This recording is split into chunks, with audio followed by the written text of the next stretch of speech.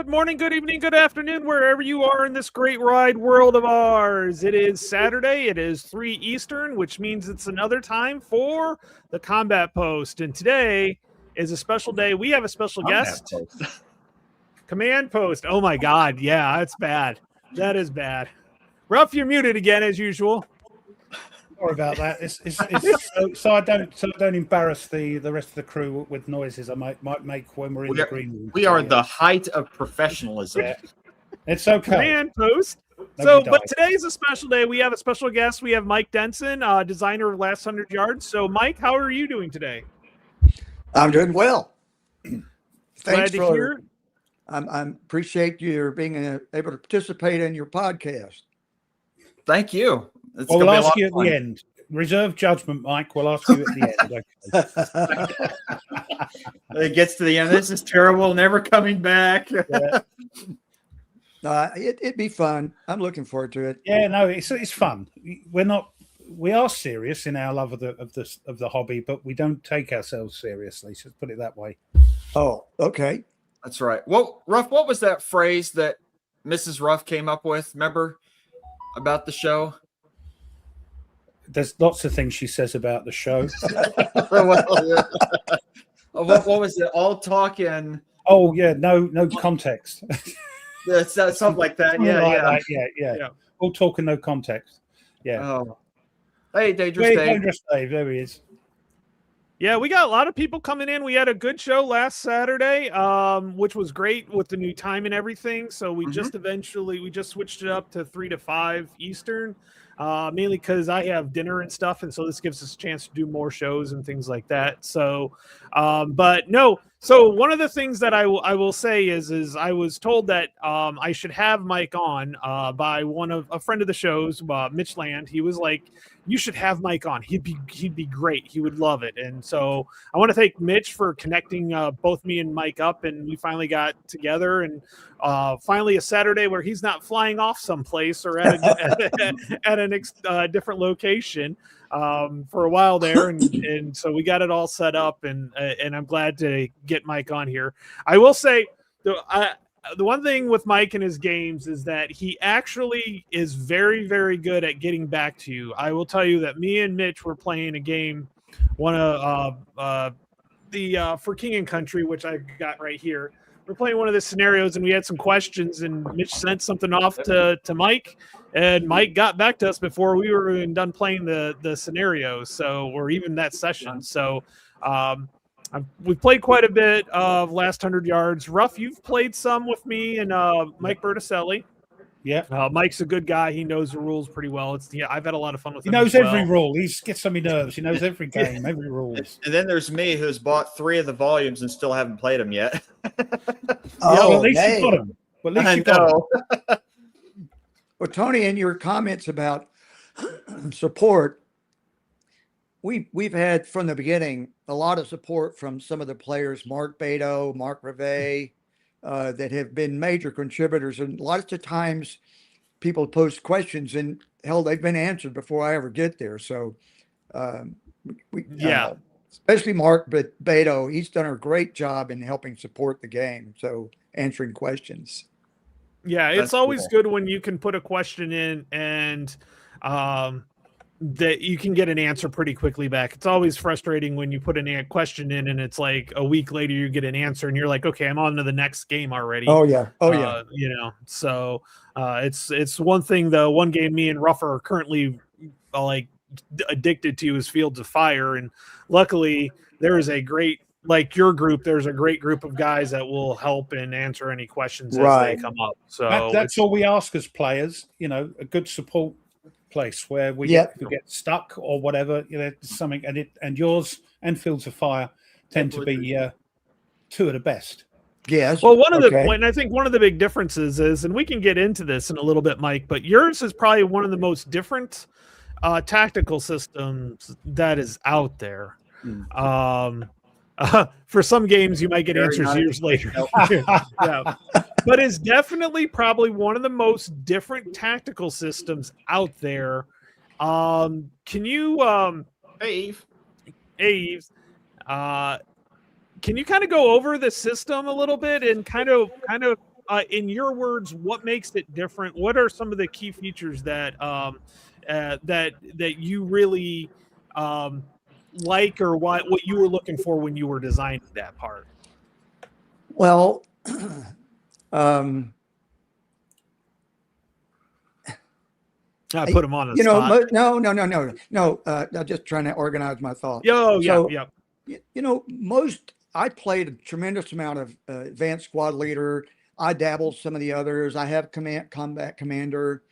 Um, I played other tactical, but lots of ASL. Mhm. And, you know, all those games, majority of them are based on weapon systems. You know, what the gun will do, how much armor it's going to penetrate, what's the rate of fire. You know, it's really about the weapon. And so, you know, I wanted to look at the behavior, the person behind the weapon. Mm. You know, most people push a tank, you know, an ASL tank counter around. It's a tank, you know, it's a machine, but there's 4 or 5 people in that machine. So how can you bring a little bit of emotion or life, uh, maybe what it would be like in the tank with cardboard counters? Yeah. So I chose to focus more and try and work on the behavioral aspect, not the hero, not the coward, but the average Joe that's in the foxhole. You know, what would he normally do? How would he react from a self-preservation perspective? For example, if the enemy is at 400 yards out there and me and my buddies in a foxhole in a tree line, yeah, I can shoot at them, but I'm just probably going to piss them off and they're going to deploy and mobile against me and then call artillery or mortar on me. So I've given my position away. So self-preservation, you don't want to do that. So everything we've tried to do is kind of been through the lens of a behavioral aspect. Also, you know, I like activating, you know, formations. You just didn't have squads, everybody doing anything and everything they wanted to. So here, the primary formation is platoon, and you activate in our game, you activate by platoon.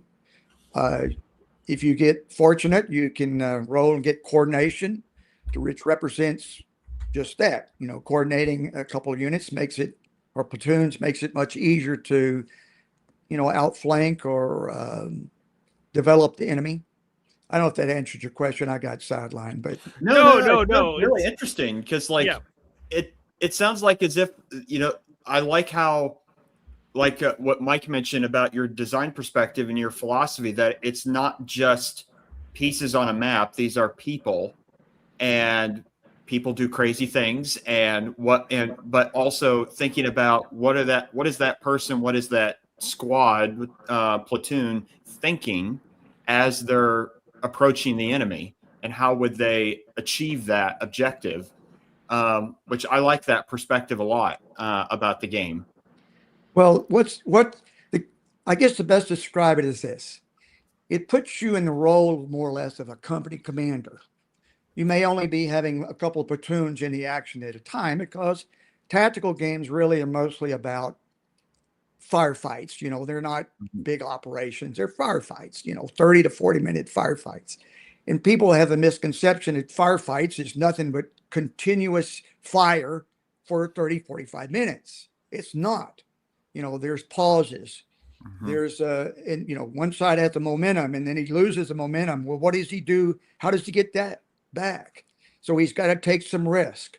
So the best way to describe in most of the missions, to win is from a company commander perspective, I have to get the job done in a certain amount of time with the least number of casualties.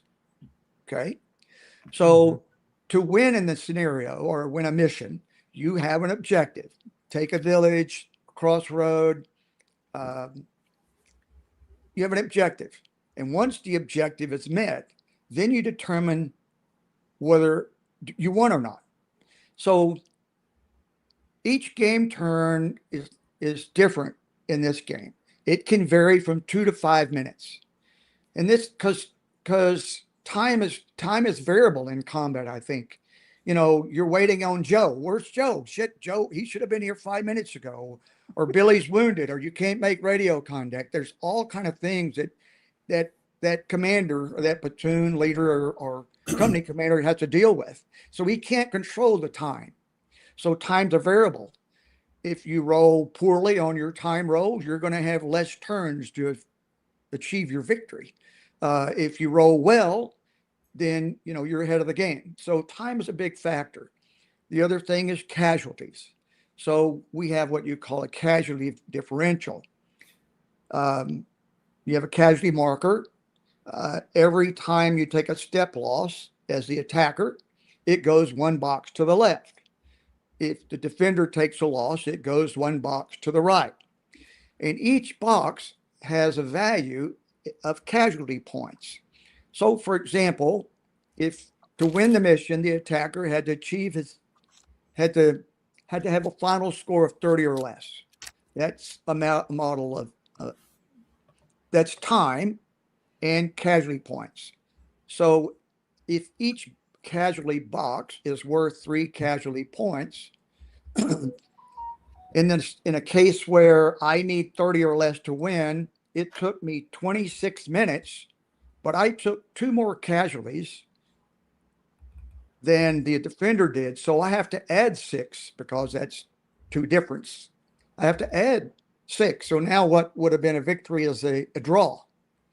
So it can be the other way. I can finish in 36 minutes, but I took 3 less casualties than the enemy. So I can now subtract 9 from 36, and now I have a win. So as a real company commander, you have to deal and battle with time and casualties. So that little casualty track and the time track really is kind of the driver in the game. It's almost like a role play to a certain extent. Sure. Yeah. So from that perspective, there's a lot of, people call it friction, but there's a lot of pressure on the attacker, especially when he might lose initiative. And so yeah. You've been there. Okay. All right. Yeah. So initiative, and I know I'm bouncing all over the place here. Oh yeah, no problem. I've got my notes. Don't worry about it. I'll keep it. So everybody more or less has some type of either you go, I go, or initiative, or you draw chits or cards. Mm-hmm. So we have initiative, but it's a little bit different wrinkle. Typically, the attacker gets a modifier on his die roll for initiative, and we use a 10 die. So he's going to get a +2 generally on his modifier. Well, that's only if he had the initiative on the previous turn. So you got a little momentum going, then all of a sudden you lose your initiative. Well, now you're not the driver, and you don't get your initiative back or your modifier back until you win back the initiative. So if you're the attacker and do not have the initiative, some people say, well, I'll just pass. But you can't. You can't. You'd only have so much time to get the mission done. You may lose the initiative 3 turns in a row. So I see a lot of people, that might complain about the way the initiative work in the game, and I can't win. Attackers can't win without the initiative. Well, that brings up a story of Marshall. Prior to World War II, Marshall was, I guess, the American General Chief of Staff. Mm-hmm. He said, we're going to train our officers different for this war. So we're going to base everything on chaos. So we're going to put these guys through chaos and see how they respond. And some of them are going to choke, and one's choke and can't handle it. They're not going to be an officer. Okay. Chaos is the number one thing. So it's kind of like some of the players, if they're not in control, what do I do? I can't win. This is a bad game. Well, there are ways, for example, if I was the attacker and I lost the initiative, you, the defender, could potentially just say, I'm going to pass. Well, if you pass, then my guys didn't see anything, so they can't do anything unless I was fortunate enough or planned ahead that I had some units stacked with leaders. Leaders allow you to do what we call limited reaction. Basically, it's a wild card. So if you're stacked with a leader, even if you didn't see anything or your units didn't see anything, they can take an action. So, you know, you can imagine that we've got a lull in combat. You know, platoon leader Jones says, you know, I got to move forward here. So he'll say, Bill, why don't you take this section and move around the right? And hopefully, you know, you can draw some fire and that allow me to now move to the left and they not be seen or not catch their attention. So there are ways in the game that attacker who has lost the initiative, it requires a little more risk, but in real life, you know, when it gets to that point, that officer has to make that choice. You know, somebody's got to draw fire while we get closer, or somebody's got to do this. So anyway, that sounds really cool. Like a lot of friction involved. Yeah, it is. There's a lot to it, and there's a couple of mechanics that I can't wait to ask you about because they've caused me some headaches. I think they've caused Ruff a few headaches too. But Ruff leans into those particular mechanics, and we'll get to those. Real quick, do you know if they're planning a solitaire system? No, there's no plans really at this juncture. No one's. It's a little. I'll be honest with you. The game's a little hard to set up a solitaire system for, just because it is. So you talked about tactical games, and one of the things we like to do is kind of talk about what we've played. So what other games have you played? Anything recently that kind of stuck out recently that you've played that you're like, okay, this is something that was kind of more memorable, or like you said, hey, I can keep it in my collection because I like it. Well, most of my time really and truly is it takes most of my gaming time for play testing. We have we'll talk about it later. We have several modules in the works or games in the works, but let's see. I like really Rebel Fury. I really it you know, in the last 100 yards, we try and do this simultaneous feel where, you know, you don't resolve the combat at the same time and et cetera. But the way Mark deals with, you know, you move a unit, I move a unit, you move a unit, it calls a lots of tension. You know, you're looking to launch an attack on the left, but he keeps building up on your right, you know, and now you have to respond to that, you know. So it's kind of an action reaction thing like we have in the last 100 yards that I really like. And so I think. See, now you're going to make me want to get into another system. Like I've got enough that has not been played that I need to play. And that's one of my things is I'm like, okay, I'm not going to learn it. I'm not going to look at it. But now you're making me interested. It's a great bargain because in both of them you get like 4 games in each. Yeah, that I did see. Yeah, and I really like the dynamics and the suspense it creates. You know, as I just said, you know, you're moving a guy and all of it, everything kind of builds up, and it's not like you just move one. I can move one guy 4 hexes and go and move 5 others and go back and move that guy 4 hexes again, and then move 2 others and come back and move him 2 more hexes. So there's no limit on how many times a unit can move in quote a game turn. Okay. It's a maneuver dance. It's really cool. Yeah. I will say the one thing with the last 100 yards, it definitely has that maneuver. You want to maneuver properly to set yourself up, and you know there's a little bit of this and that going on back and forth on that one. So the one game I'll tell you, I know the one game you said you've played Combat Commander. I got to do a little bit of play testing for Combat Commander Vietnam. Me and Mitch Land got to play a little bit of that this week. Yeah, which was definitely. it feels different.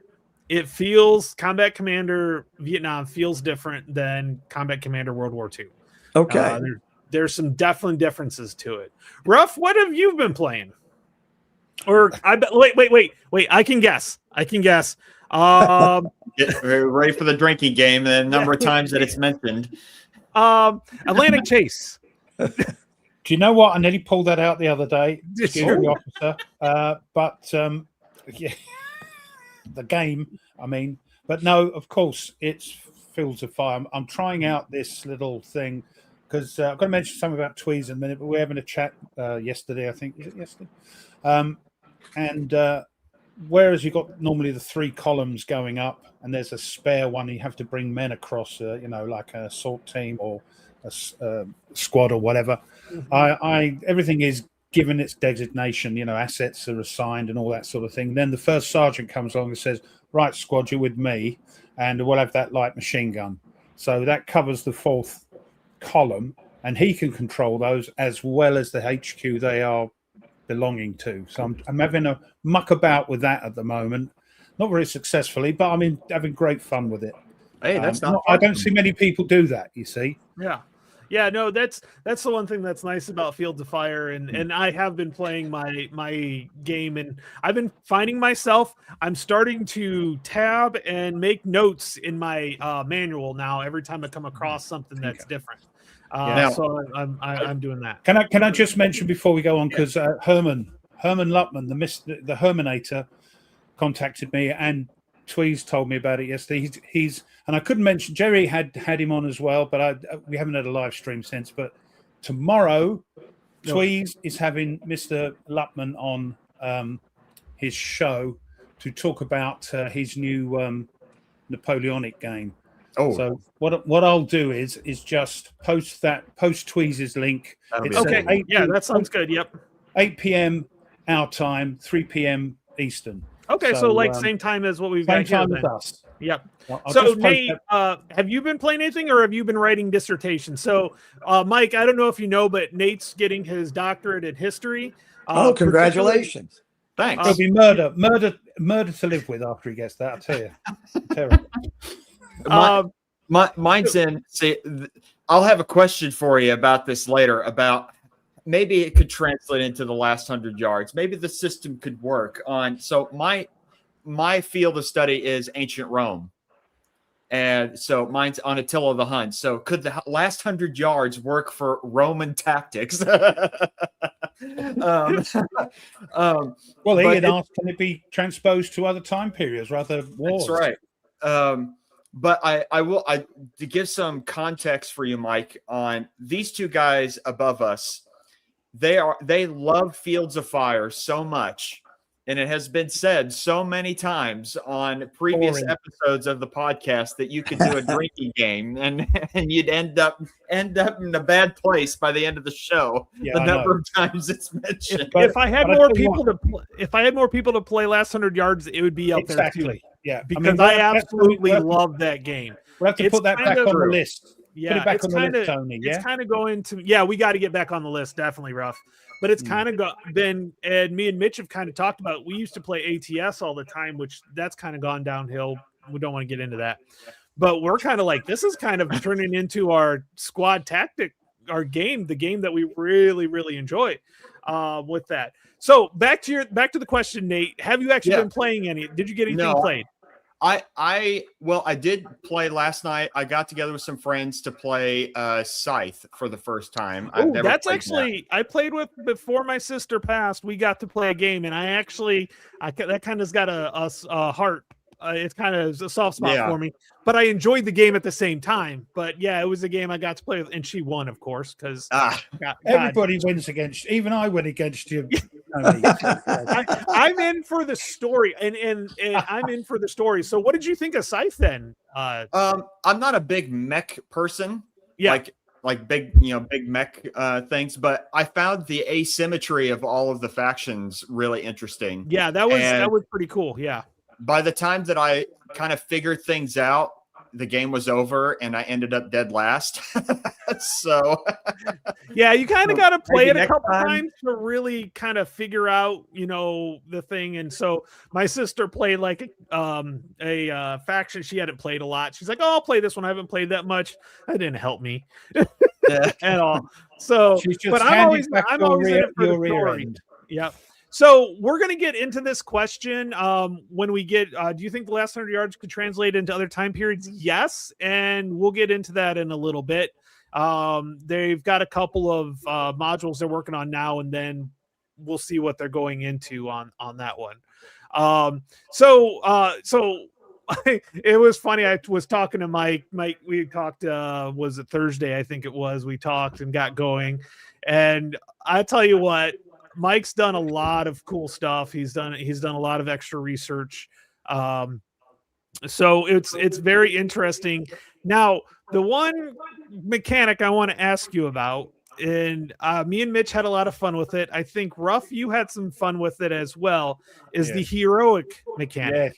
Yes. So kind of tell us what this mechanic is for those who have not played. The heroic command, where did that come from? And it doesn't seem like heroic to me. It seems like suicidal. It's do or die, isn't it? You've upset me. This is it. Yeah, right. Well, you just want to be careful when you go heroic. Well, you can't always control it though. No, it's kind of random. Well, it's kind of like a random event, but obviously like ASL, you have heroes. Okay. But in this game, you have a heroic squad or section, so it's more than one person per se. It's kind of like a random event. It's really cool sometimes when a guy goes hero and he runs up that hill and he takes out that machine gun nest, and a lot of time, it's just not the single man that's heroic. They affect others around them, and so you have an Artie Murphy going up and everybody says, "Look at that guy," I'm gonna let's go. So it's really, it has an effect on the men around them generally. I gotta tell you one story just recently about the heroic. That kind of didn't work so well, or actually was insanely worked well, was Mitch had a British half squad. So Ruff, you'll be happy on this one. It was a British half squad. By the way, Mike, we'll get into the standalone issue. We'll get into this in a while. For my Germans, I had a full squad, a leader, and a machine gun. And we displaced each other when it came to it. So he displaced me, I displaced. So the hex ended up being almost completely empty because of the heroic. And it was kind of funny because then he came in and just took it because he had another activation. So the heroic, it's an interesting mechanic that it can really throw things. Well, sometimes it can really,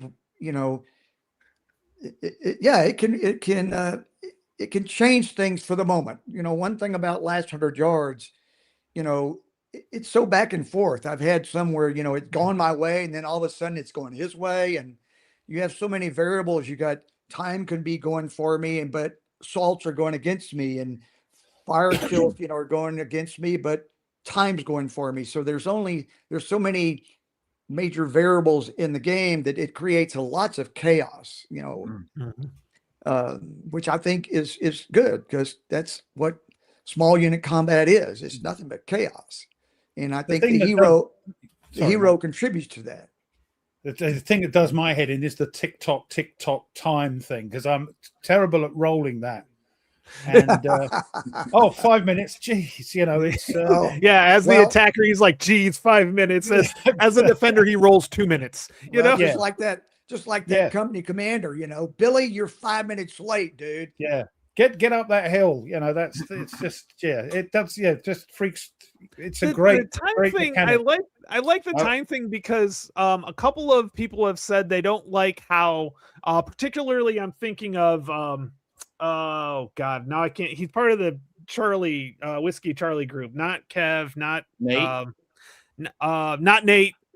Why can't I think we've had him on? Mo. Mo, yeah. Mo doesn't Man, like Mo. Mo doesn't like turns, like the number of turns, and that you got the number of turns. With the time limits, it makes everybody's shouting at their screens, Mo, shouting Mo. at their monitors. Yeah. But I think this takes away the turns. It takes away that idea that, okay, I only have 7 turns. If I'm right at my last turn, I'll just go balls to the walls, go in and kind of just assault. Here, you kind of don't know. Each turn's kind of different. You don't know how many turns you actually have. You could have quite a few turns depending on how you roll. I know there were times where me and Mitch played. It was scenario 65.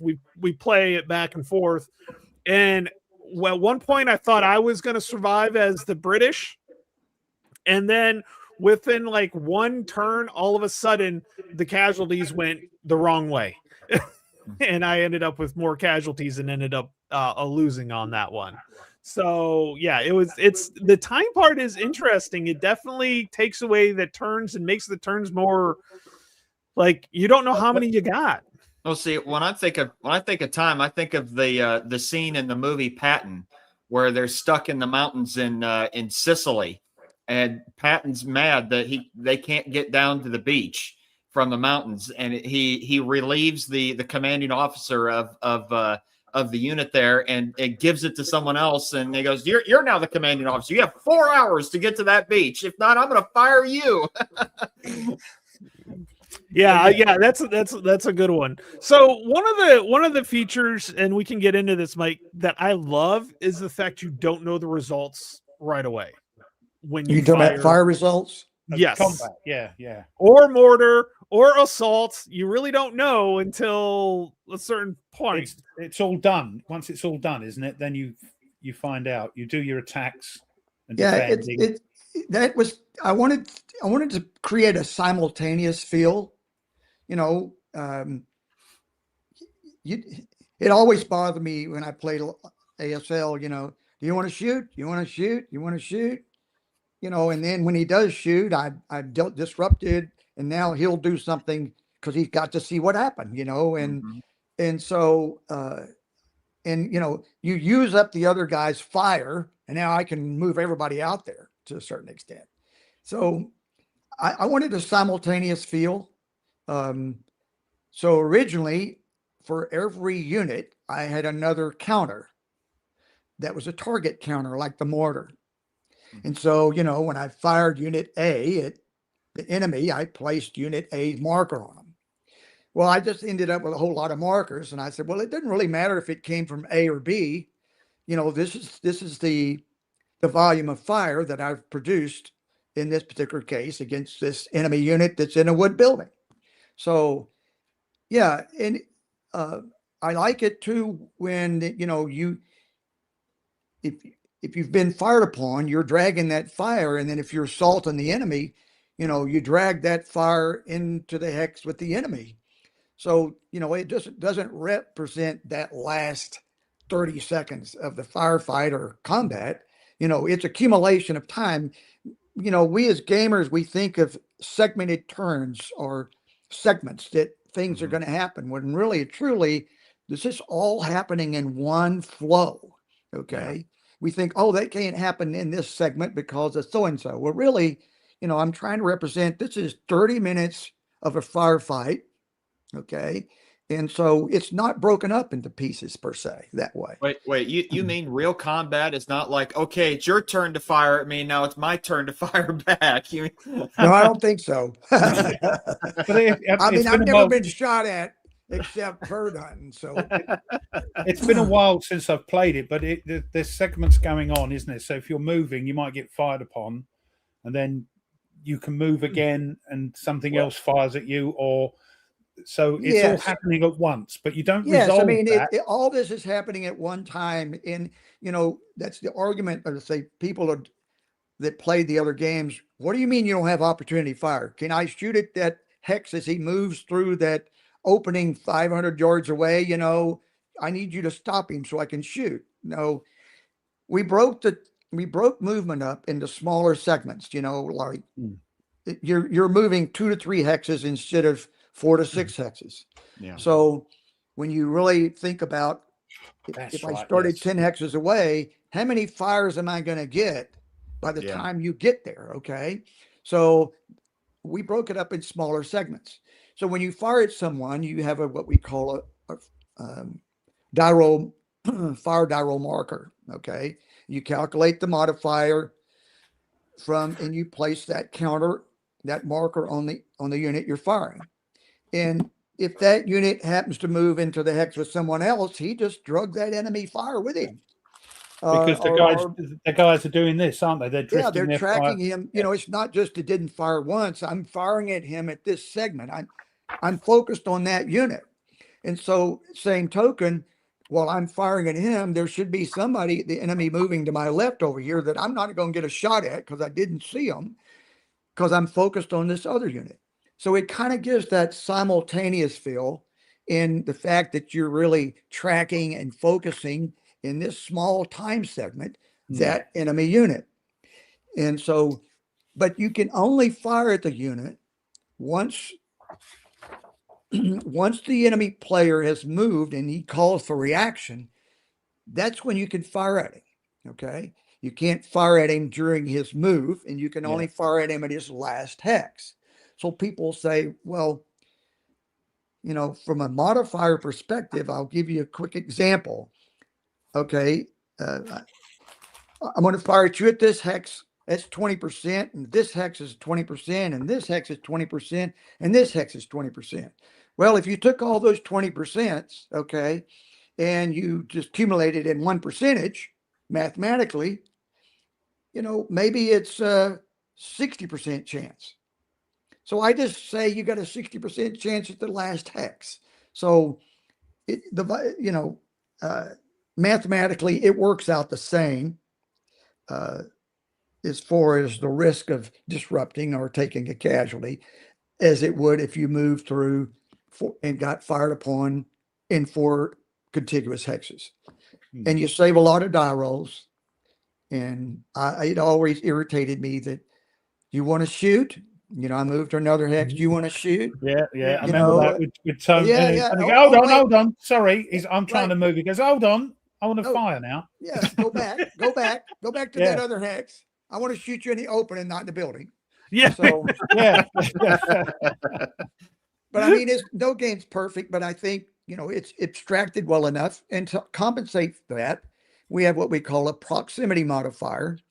And so if you end your maneuver within 2 hexes of the enemy, you get a +1, or the attacker gets a +1 on his die roll modifier. So anyway, it's a different. That's what I was impressed with. It's a different tactical game to a lot of the other ones. With how it's put together. Like you say, the combat is not done because it's simultaneous. You do your stuff, you do your firing, you're moving, and then you say, right, okay, time stood still while we actually see what happened in that combat. Exactly. And the action and reaction piece, really drives as well. I'm a firm believer that, physics, wherever there's an action, there's a reaction. Yeah. In warfare, 95% of the time, you're going to react to enemy movement or enemy fire. Now, there is suppressive fire, which is intentional, but from a reaction standpoint, it's going to be because that enemy unit moved or fired that you're going to react. Okay. So in the game, if you didn't see anything, you can't react. Yeah. Right. So I always disliked the missions, where, you got a map board and the enemy player, he's just going to move everything down the left side and attack. Okay. Well, by the time he got there, I already moved everything on my left to my right. So he didn't really have any surprise. See? So I wanted it to be where, it's a small time frame of 2 or 3 minutes. If I was if a man was in a foxhole at the far right of my line and, we get attacked on the left, well, that guy on the right side of the line down there, 100 yards away, is not going to move until someone comes and gets him and tells him to move, because he was told to defend that position. So to a certain extent, you have a little bit of that, so that you can, if you use to cover. A lot of games, the terrain is just cover, for defensive purposes. In the last 100 yards, you can use the cover to maneuver and minimize your opponent's ability to react. So it's another dimension from the terrain perspective. It's just not covered from defense purposes. If I can somehow maneuver that I can get a much larger force on a small piece of yours somewhere, I'm going to have a bigger advantage, and you're not going to get to react with those other guys. But that's the thing, is you're moving. No game can do it completely, because you can see where, unless they're hidden, you can see where the piece is moving, but you can't do anything. Yeah, because in real life, the squad hasn't seen them, or the half squad hasn't seen them moving quietly through the wood. Once they come out, then there's a chance you can see them, and off we go. But that's what's clever. Okay, a lot of games do that. You can't actually fire anything you can't see. But yeah, there's that. You have to think. They're nice small maps as well. Most of the scenarios are smallish maps, aren't they, Mike? So they don't take up a lot of space. There's not a lot of it's not a big footprint. Now there are some big games, and I know I hear from Berticelli all the time that Mike likes to pull out the big 6 or 8 map scenarios that are in Russia to show off the game at like conventions and stuff like that. I do. I really do. That's cool. So before we get into that, let me just back up on the fire. Yeah. So the player winning the initiative, his units can fire on any unit they can see. And they get their full movement allowance of 3 movement points, or 2 X's. The difference is in reaction.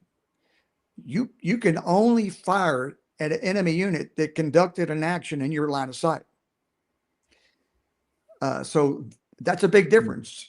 Yeah. And in the game. So yeah, I like that, because that almost seems like it solves a lot of, like, most games, each player has full knowledge of what the other guy is doing, because he can see it physically on the board. And so there is no, quote unquote fog of war in there, but the game mechanics are constructed whereas even though I can physically see that on the board, I can't do anything about it because my guys can't see them yet. Basically, Mike pissed off a whole bunch of ASL gamers that want to be able to like do whatever they want and see whatever they want.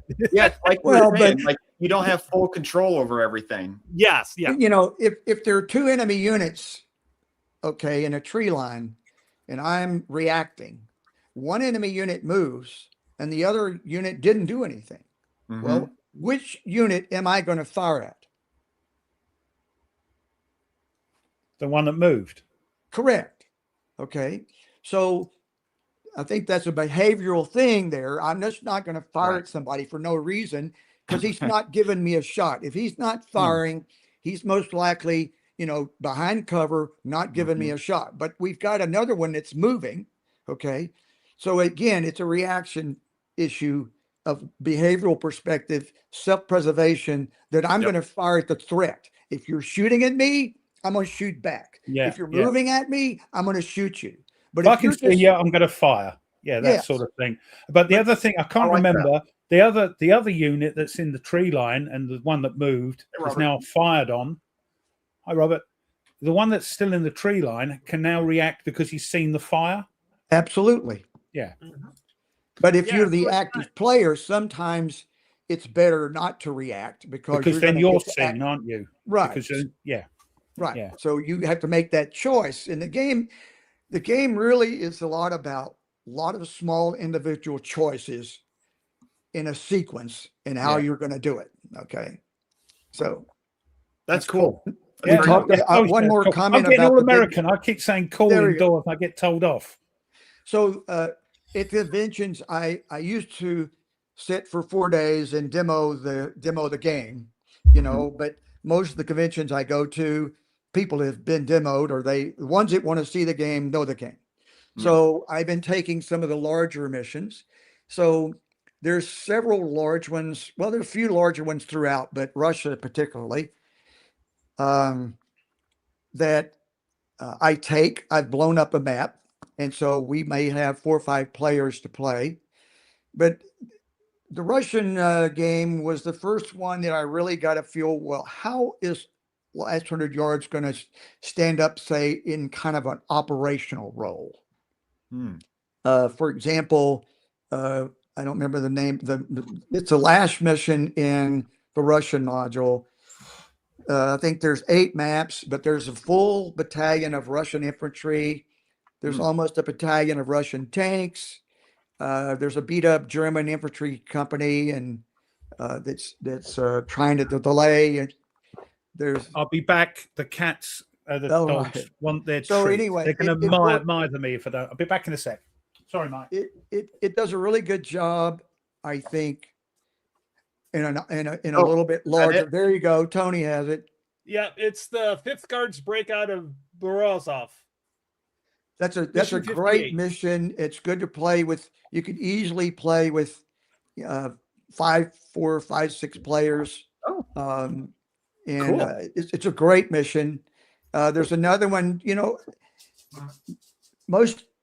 It's hard to create a game where you have an inferior force in numbers attacking a superior force in numbers that's dug in a village on a hill, for example.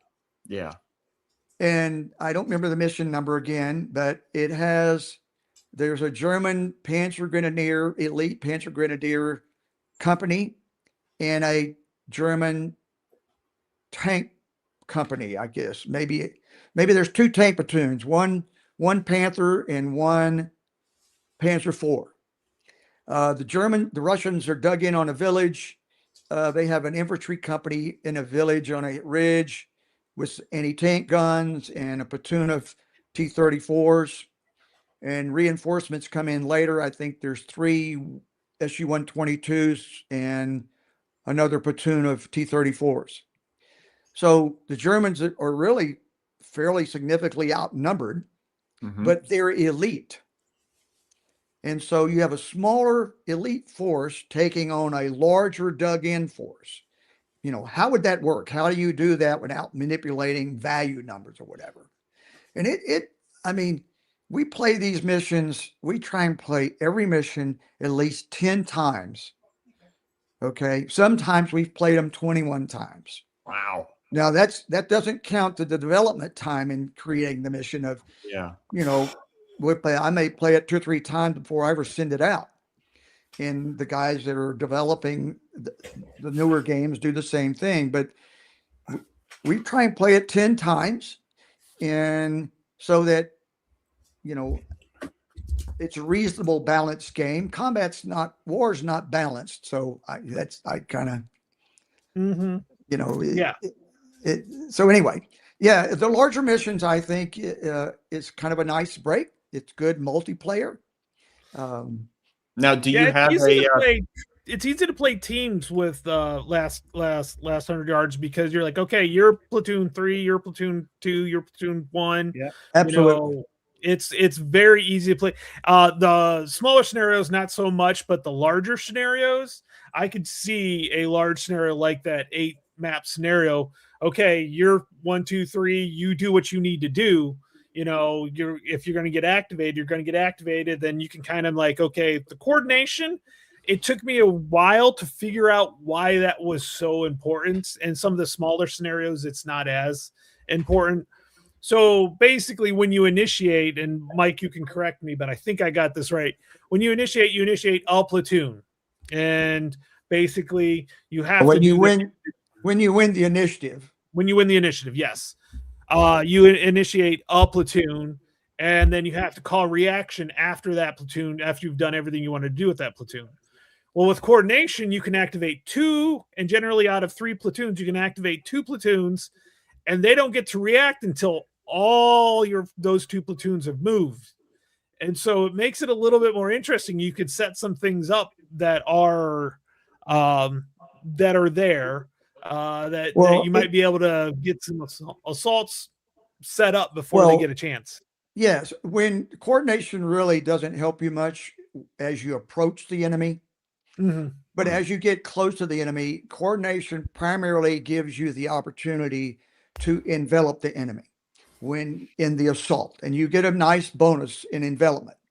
Well, if you're only activating one platoon at a time, you have 3 units. And so you have to, with those 3 units, you may have one that's going to suppress the enemy, and then you're going to have 2 that's going to assault. But those 2 now have to be in position so that they can envelop the enemy. And to develop an enemy, the 2 assaulting units have to be enter the non-adjacent hex sides of the defending unit. Now, if you have coordination, now you have 6 squads. It's much easier now to develop the enemy or envelop the enemy because you have more squads. And so that's what makes the elite units so powerful, is because they get a +3 on a coordination roll. So they're gonna, and that's teamwork. That's what your elite units, that's one of the things we looked at in the game and saying, well, what would be the real difference between an elite unit and a regular unit? Okay. Well, okay, let's increase the firepower. No, they use the same M1 Garand. So that's, and one's not a better shot. That's not going to work. Well, let's increase their morale or cohesion in our case.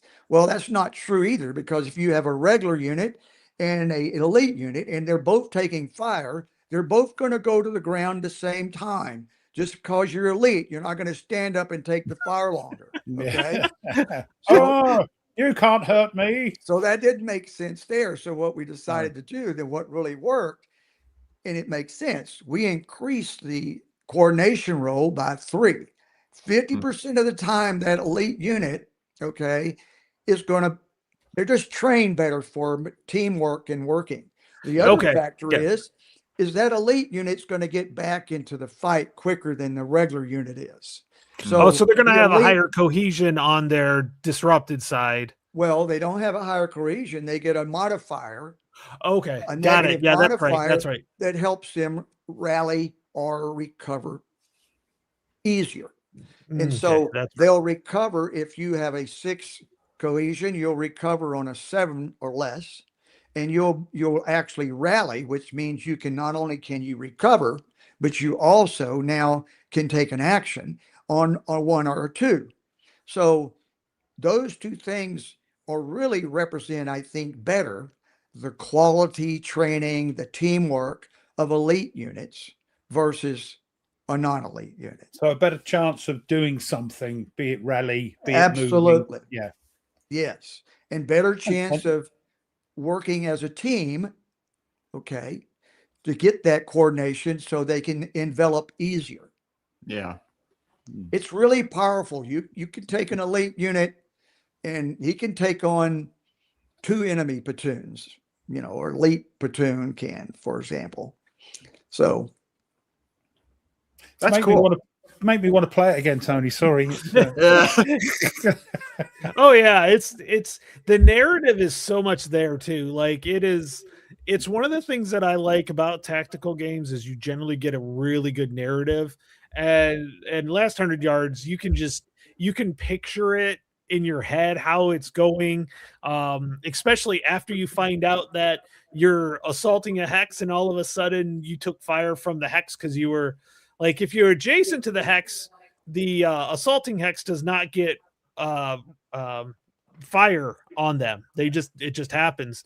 But if they're 2 hexes away, they have to move in, and then you can fire on them, and then they might not, or half of them might get to go in, the other half may not. So what you thought you might have a superior numbers going into the assault, you actually don't, because you ended up disrupting, I think it's whatever disrupting, I can never remember, but basically flipping them, and they're no longer, they can't assault anymore. Right. So well, they can assault. They just assault. They just have a lesser value. Yeah, that's true. If they lose, they have a much greater chance of suffering getting casualties. Yeah. So disruption in the game basically means that they've gone to ground. And it doesn't mean that they've routed or run away. They They just just hit the deck. temporarily, seeking any cover they can find and not returning fire. So, Good. Oh, did you want to talk about the standaloneness of the? Yeah. So Sure. somebody had mentioned that. So what's going on? And actually you just mentioned, and this is the first time I've kind of heard as well. I'm not always on the pulse of certain things, but what's going on with that? So, because when the British module came out, that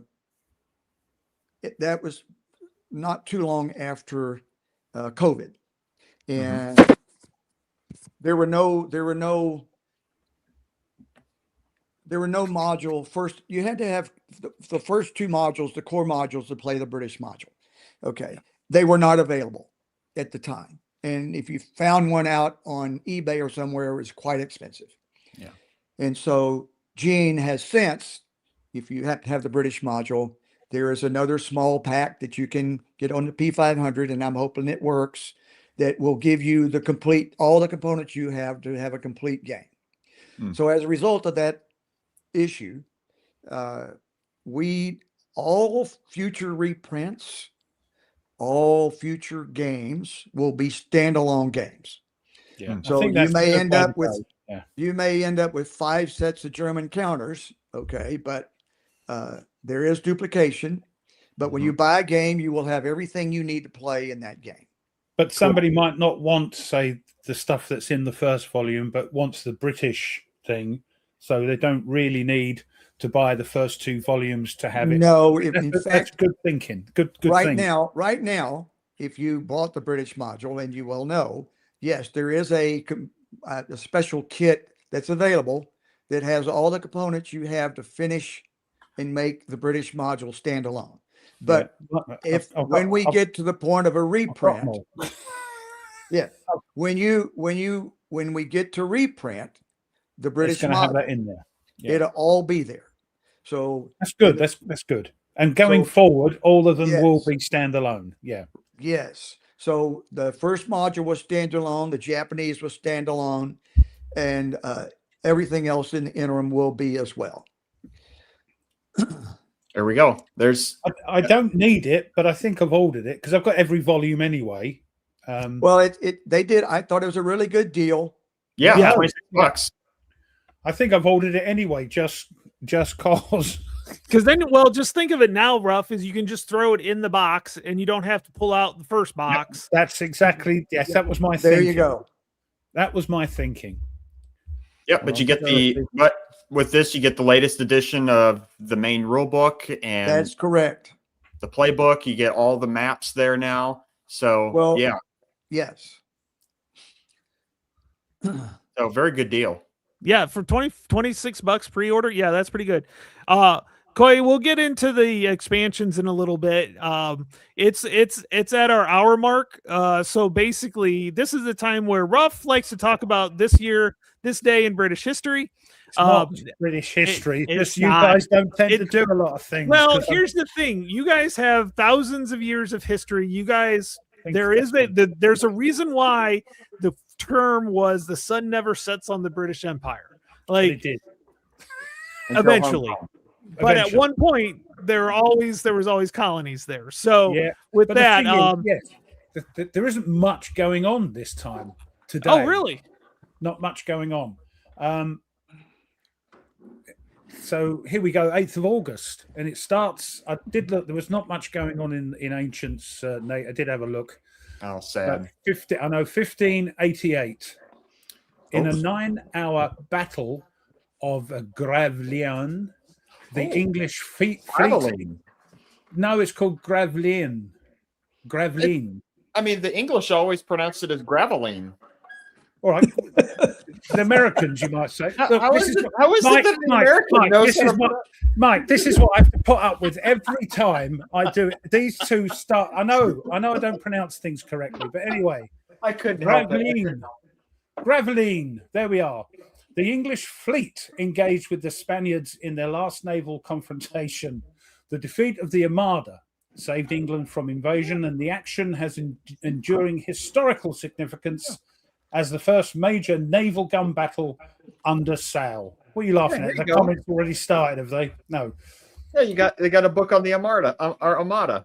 Oh, good. Right. No, fantastic. No, there you go. Well, here's something for you guys. 1863, American Civil War. Following his defeat in the Battle of Gettysburg. All right, I'm just mucking you about. Gettysburg. General Robert E. Lee sends a letter of resignation to Confederate President Jefferson Davis, which he refuses to read. Dear, oh dear, dear. Oh, dear. yeah, no, I know why too. So, yeah, he said it goes without saying. Don't need to read about it anyway. Then we whiz forward to 1918, World War One, the start of the Battle of Amiens. Allied troops advanced against 20 German divisions and took 16,000 prisoners within 2 hours. 1940, World War II, the German Luftwaffe began a series of daylight air raids on Britain, and so began the Battle of Britain, which would continue into the following October. 1945, World War II, the Soviet Union declares war on Japan. And this is interesting. 1946, first flight of the nuclear-capable, where they could carry nuclear weapons, the Convair B-36, heaviest mass-produced piston-engined aircraft at the time. This Convair B-36 Peacemaker was a piston-engined strategic bomber built by Convair and operated by the United States Air Force Strategic Air Command from 1948 to 59. 384 units were built. The B-36 remains the largest mass-produced piston-engine aircraft and has the longest wingspan of any combat aircraft. The B-36 was capable of intercontinental flight without refueling, and it was never flown in combat. The bomber was conceived for transatlantic raids against German-occupied Europe in the contingency that the United States Army Air Forces lost access to British air bases. But the war ended before its first flight in 1946. And yes, I have a picky. Oh, watch excellent. Out, watch out. Just in case this thing is it's American aircraft. I just don't fall in love with them. But do we need to count the pixels on the image? Shush now.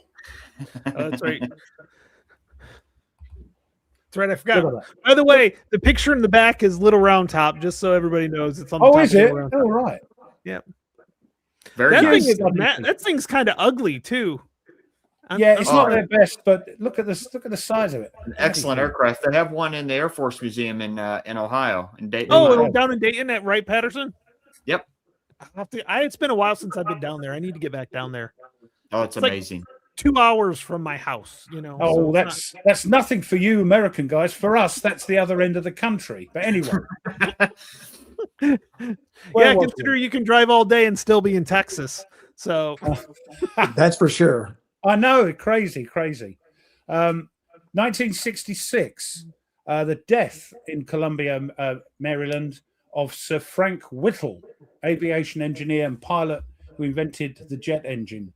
He was born at Earlsdon, a suburb of Coventry, and there's a statue of him just outside Coventry Transport Museum. So there we are, old Frank. And finally, in the year 2000, the Confederate submarine H.L. Hunley was raised to the surface after 136 years on the ocean floor and 30 years after its discovery by undersea explorer E. Lee Spence.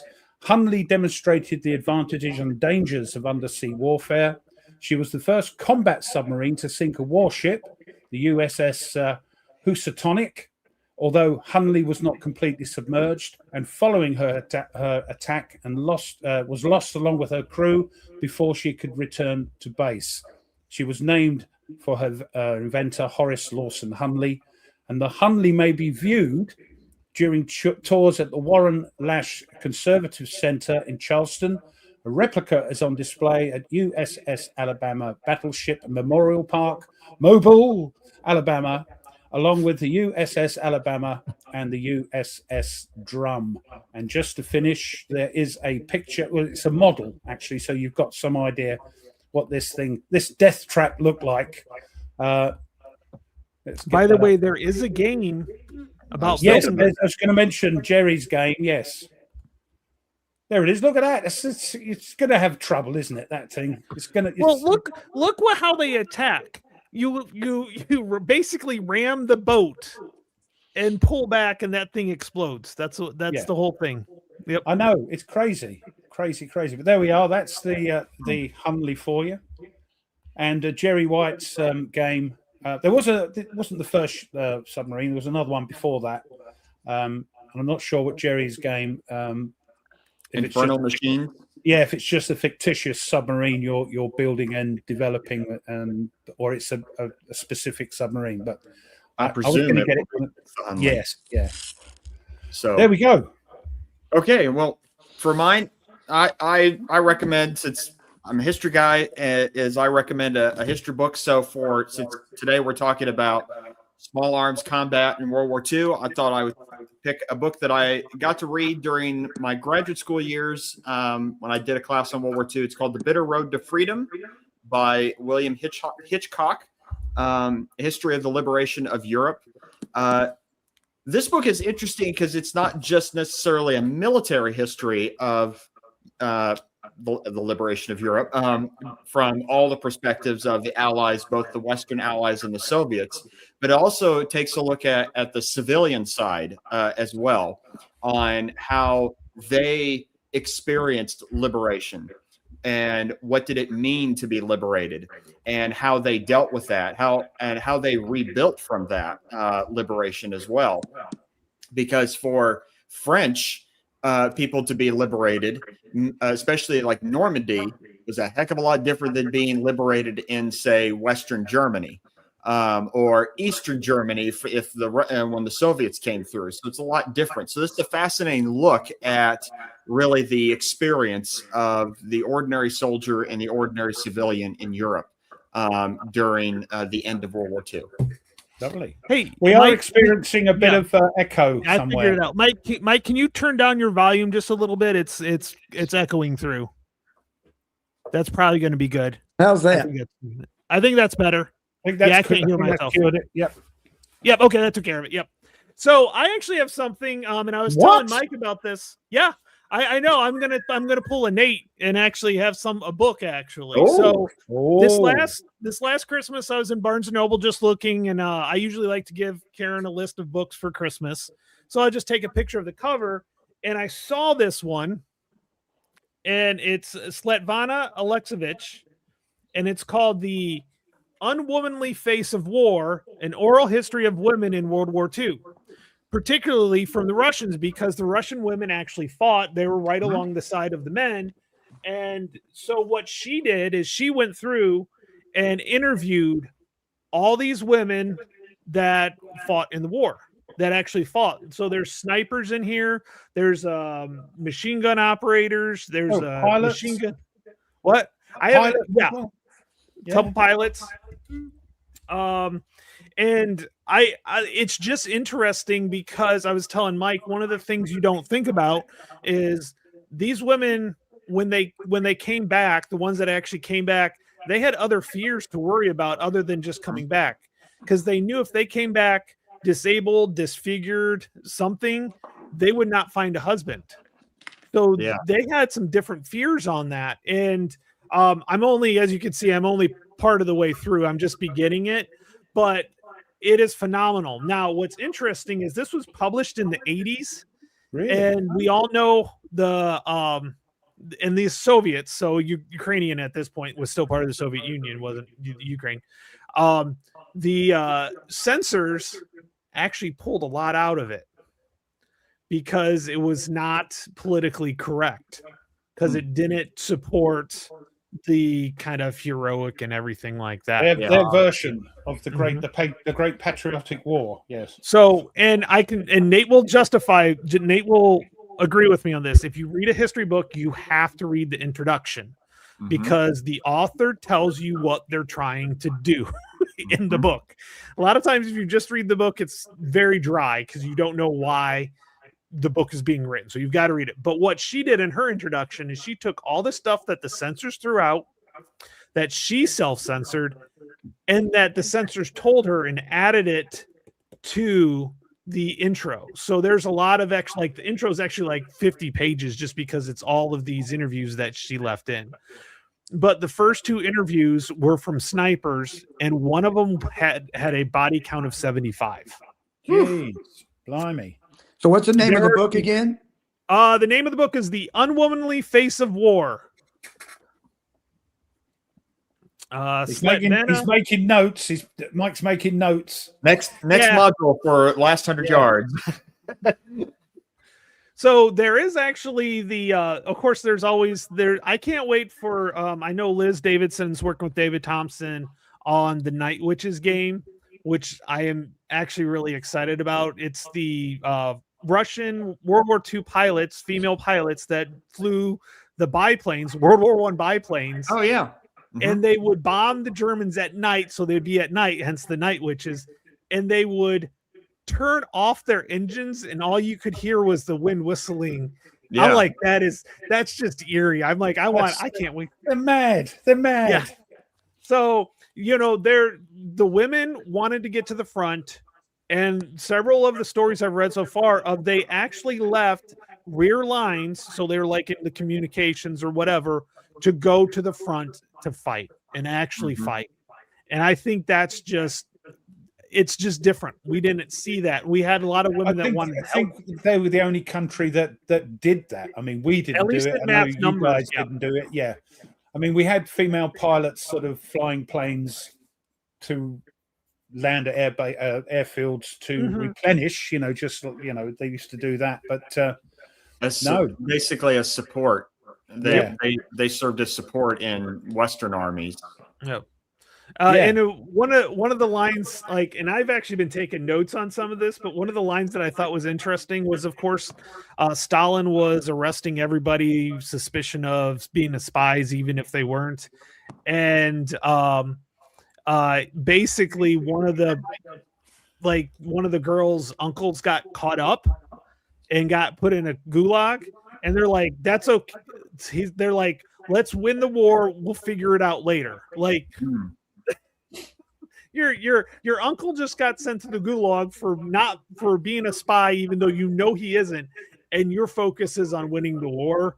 It was a different mentality. It was a different mentality. Hence their, as you know, Mark, as you said earlier, hence their sort of behavior in games, and in war at the time.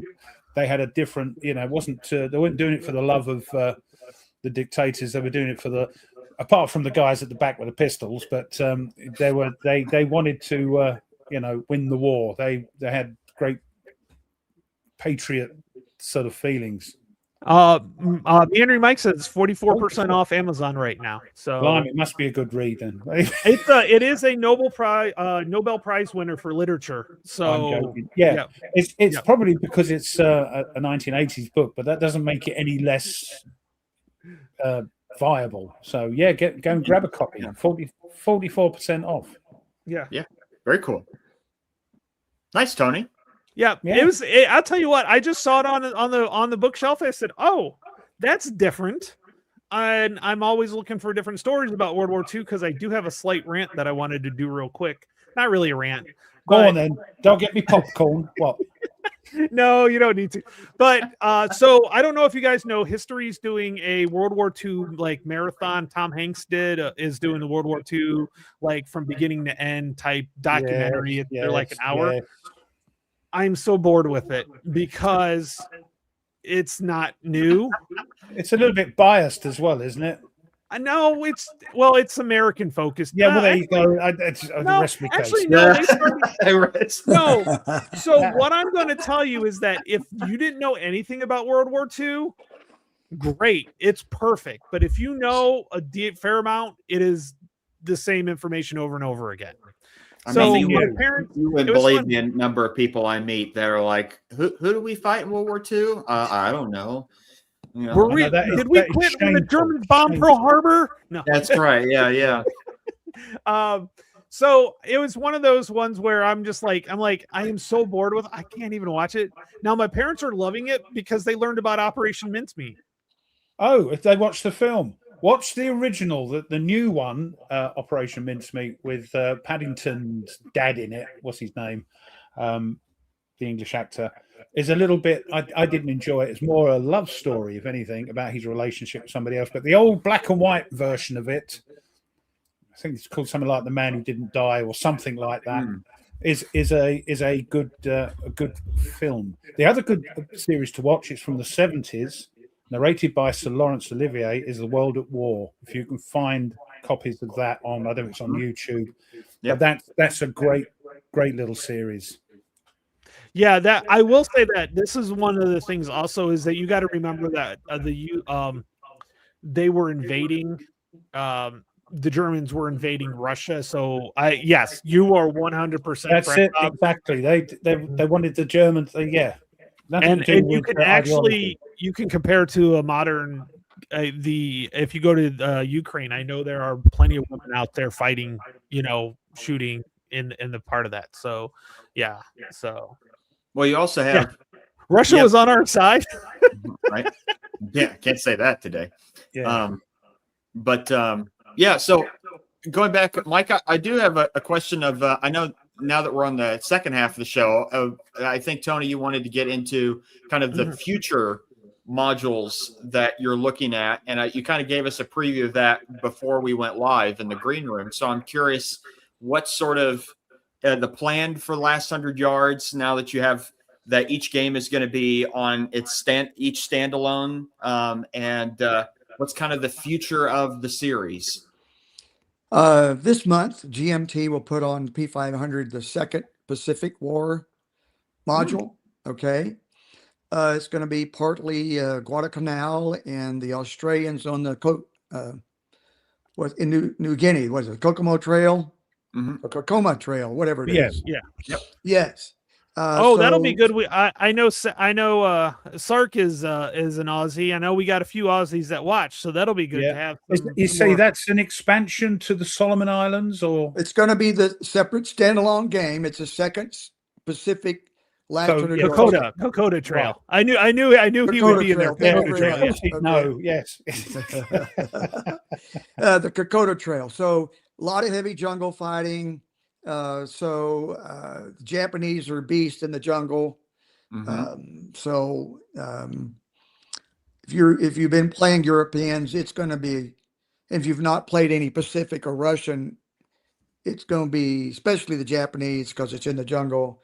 The American player is going to have to play a lot different. The Japanese are, they're really tough, and they behave differently. They have some special characteristics.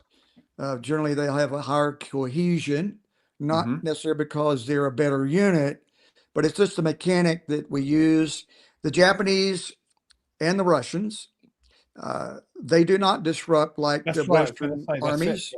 They actually just take a casualty and keep coming. So it gives you a feel that's just like, I don't have enough bullets for all of these guys. I mean, so if you're playing Germans against the Russians or the Americans against the Japanese, so to recreate the tactical doctrine and how they fought, we reduced the firepower of the Japanese and Russian squads from 1 to 0 comparatively to, say, the Germans or the Americans. So their strength is not, firepower and duking it out, which it wasn't. Americans had more and better of everything, but they wanted to close. They wanted to get up close. So they'll generally get an advantage in the assault because their cohesion is going to be better. So even if you don't know anything about history, you'll realize that, just standing off and firing, as you're at a disadvantage, where if you can get in and assault, you have an advantage. So from that perspective, the American player can feel fairly overrun quickly. Yeah. So after that, I will say, Mike, we have a recommendation here for you from Sark, who's from Australia, So there's a book by Bill James on Battlefields of the Kokoda Trail. Okay, I'll look that up. So the one thing real quick, when we and Mike were talking, he said he started the game and then did all the reading. It's usually the other way around. The designer does all this research before. For Mike, he said it was the opposite way around. Well, yeah, I never intended to be a game designer. It kind of happened by accident. So I'll try and make this as brief as possible. I lived in the city, had plenty of guys to play with, and we moved back about 15 years ago to a small town in East Texas where I grew up. And I kind of reconnected with a cousin I hadn't seen in years. He was a Vietnam vet. And I said, well, hey, how would you like to play a war game? He'd never seen one. So, we tried Combat Commander, we tried some other games, and he really just wanted to have a few beers and push counters around. He didn't want to read the rules. And we tried some others. And so literally I said, well, we'll do this. I pulled counters from one game and a map from another. And we just scrimmaged and played. And so after the second or third week, I said, well, I got to start taking notes because I can't remember what we did the week before. So, after about a month or so, I got 5 or 6 pages of notes and then, 15 pages of notes. And so, but, I've played games for 65 years. So, I have my own opinion on how things should be and what I think is real and realistic. And so, my favorite games genre is operational games. So, but anyway, That's my favorite. That's Nate's favorite. Yeah, you got a fan there. I love it. So, it eventually evolved into what was the last 100 yards. And I kind of introduced it to some other friends and they said, hey, you need to publish this. And no, I don't know anything about publishing and I don't know anything about it. And, most of the time when you try and publish a game, they want you to write up what it's about and give an outline and send it to somebody to think about, And so I actually contacted Dean Essig, we weren't best friends by any means, but I'd gone to his HomerCon that he had a couple of times. And so I called Dean and I said, Dean, I don't want you to buy the game. I just want you to tell me if it's a game. So I drove from Texas to Homer, Illinois, and we played in the kitchen for a couple of days, and he gave me a thumbs up and encouraged me to move forward. So that's 2 months later, there was the weekend at the warehouse in California. So I flew out and walked in the door and said, well, who owns this company? Who runs this outfit? And they pointed to a guy over there. And I said, well, what's his name? They said, it's Gene Billingsley. So I went over there to Gene, and Gene's a wonderful guy. And I said, well, Gene, I think I got a game here. I want to see if you're interested in publishing. And he said, well, there's a lot of tactical games out there. So he had me play with, I think Mitch was one that played, Mitch Land and a few others. And a few months later, I get a call. I met Tony and Mark in Dallas, and here you go. So once they accepted the game, I'd already read a lot, but I began to focus specifically on books of actual accounts written by, a machine gunner or a tank driver or maybe a platoon leader or company commander, small units, to try and get a really good feel for what I felt like I'm not in the military, being what it was like. And so I probably read 60 to 70 different accounts, books, Russian, German, British, American. And it validated a lot of my thoughts.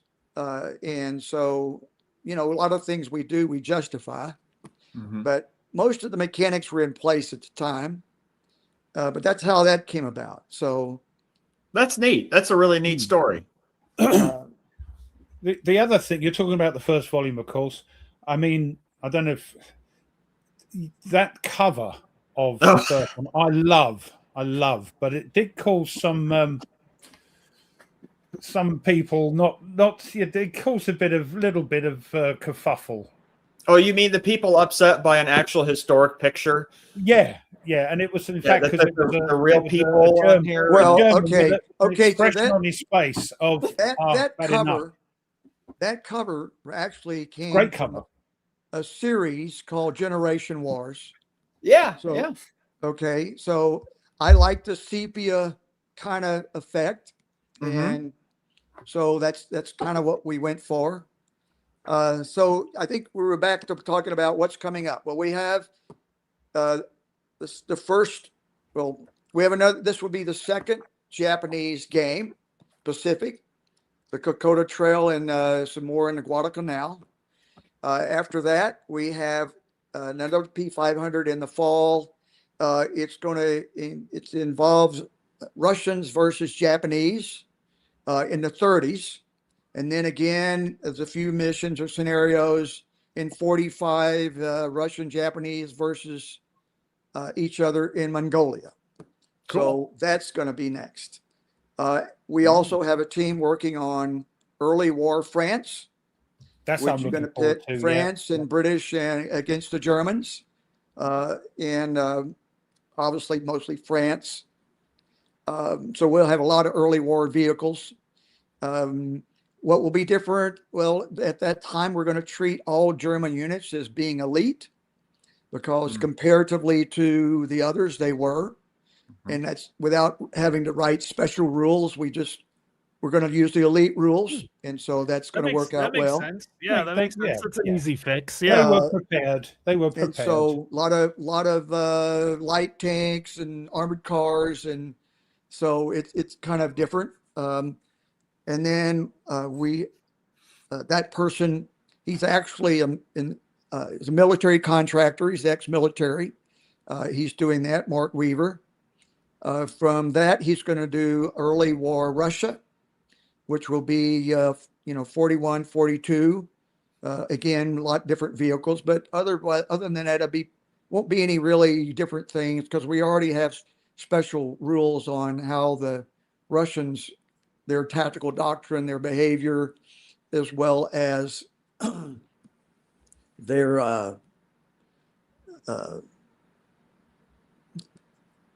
anyway, in early war Russia. Yeah, sounds great. So then we have the gentleman. Have a we call him Sora. He's a Chinese. He's a PhD student in China studying AI. He is a big last 100-yard supporter, and he's the one that's doing the Russian versus Japanese. But as soon as he finishes that, he's doing Korea. So, and different theater. Yeah, Different war. looking forward to that as well. Yeah. so we have in the works, counting this one, we have 1, 2, 3, 4. We have 5 games in progress currently. I'm looking personally if I can get to it, something in Italy. Oh, nice. Yep. Yeah. And maybe even looking maybe at doing some Vietnam stuff after that. So we have, we've got a little momentum. I always thought that it would be Vietnam would be a definitely you could do Vietnam with this the way the system's just you wouldn't have to change too much. A little bit more hidden movement, I think, for the NVA or for the Viet Cong. But I definitely could see Vietnam being a very, very possibility for this system. Well, I'm looking forward to Korea, I must admit. Yeah. I've had the opportunity to be introduced to a couple of military groups. I got to meet Dr. Sterrett with the War College in Fort Leavenworth. And another follower of the game was a captain of an infantry company for the 101st Airborne. And so we've been really trying to look at how to convert last 100 yards to modern day small unit combat, like in Ukraine. So, I've done some research. You don't have bigger map, less density. and you have more teams. Like you might have you got a sniper team, you got a recon sniper team, you got an anti-tank team, you got a drone team, so really smaller units. Terrain is a big factor, obviously. But how to model all the drone activity and things, at a small scale, it's really been a challenge to try and figure out how we might do that. But anyway, so certainly we have 5 games in the pipeline that are all. That's enough, Mike. That's enough. Come on, I've got to buy them. Shush now. Okay, all right. Okay, so the other thing I did want to say, bleeding. Yeah. The other thing, ASL, the one other thing I love about your games, Mike, is I love how big the counters are. I like the larger counters. Yes. They are so much nicer. Oh, Hissy Cat. Haven't seen him for a while. Hey, Hissy. And but I really counters, like the artwork on there. Yes. Yeah. Oh, thank you. Yeah.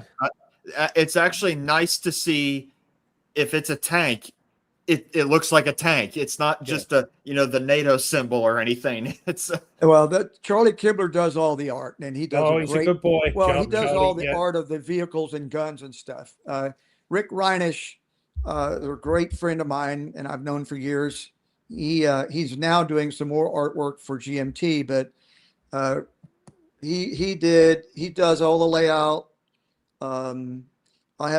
There's a gentleman in Poland that does the little infantry figures and the uniforms for us. So we got a good team. That's cool. And Liz Stefanoff is the artist that does all of the maps. Beautiful maps, by the way. I'm so glad we actually have some real maps. See, here we are. Look, this is okay. This is more an industrial area, but they are great maps. Nice size. Yes. And the counters. Yeah. Well, now that I can't. All the games I used to love the half-inch counters. I really struggle, with knocking over the stacks and all that stuff anymore. The nice counters. And so the 3/4 inch counters are by far much easier to use. So I'm fed up with using this, Mike. Okay. Fed up. Yeah, I was so I'm a big Civil War, so I have 3 Days of Gettysburg, and I had one of the small scenarios like put out, and I'm just like fumbling through. I'm like, nope, I'm gonna have to do this on Vassal because the counters are just too small. You get spoiled. Mm-hmm. Yeah, Vassal is so clean and it's so easy, and it's like, but I want to play with the real counters. Yes, I want to push the point of spending around. that amount of money on a game. You want to get tactile with it and smell the cardboard. I've taken most of the maps now, and I've taken to not Hobby Lobby, but Office Depot. Yeah, and I've blown them up so that the hexes are like 1.5 to 1 3/4. Nice. So nice. And now you can actually put 2 3/4 units in the same hex. When you assault, and you can get it done on this polyethylene paper, which is really great.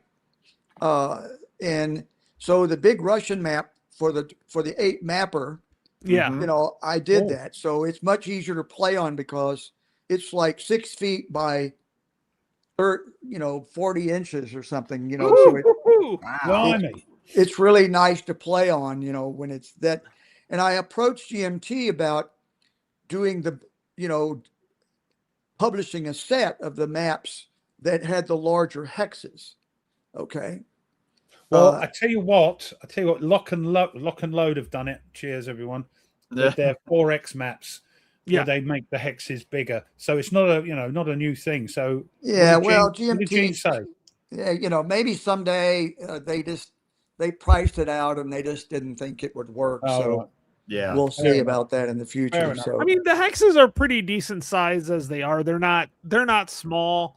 You can fit the counters in through the stack. So I've had a few games where the counters are like leaking over the hexes. So luckily they're not too bad on that one. So No. Well, if I blow them up to where the 17 becomes 24. okay. Hmm. So I don't know what the other side would be, but it's probably Now, 14 by 24 or something like that. Ah. 15 now by I'm 24. curious. You mentioned that outside of play testing last 100 yards a lot, that your favorite games are operational games. Oh, don't operational start control him games. off. Go always off. So Mark. I'm curious. Do you have a favorite campaign that you like to play? Operational games, probably my favorite is OCS by Multi-Man Oh, Publishing. okay, Oh, interesting.